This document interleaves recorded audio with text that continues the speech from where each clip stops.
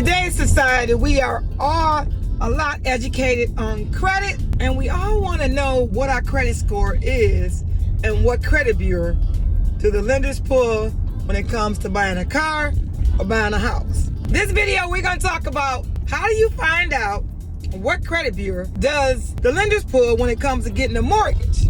Been in the car business for 23 years. January will be 24 years. I have not had this question asked so many times until the last couple years.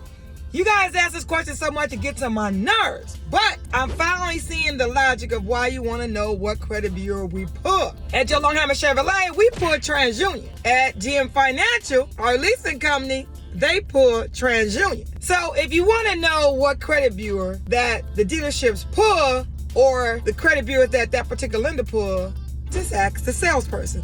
If they know, they may tell you, or they may not know. Every salesperson at a dealership does not always know what credit bureau that the dealership pulls. It's because they may not care. Just know that they might not give you an answer because they don't know.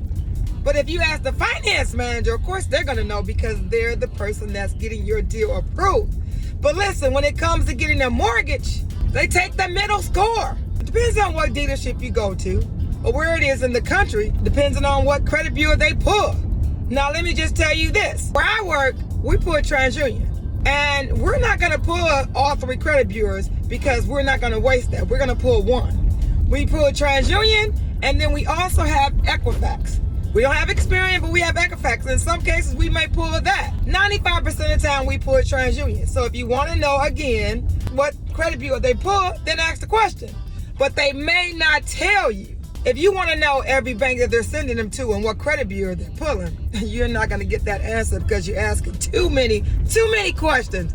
Because the one thing a finance manager is not going to do, they're not going to help you figure out everything that you may need to know. Finance managers look at it like, you know what? I'm getting your deal approved, and that's just the bottom line.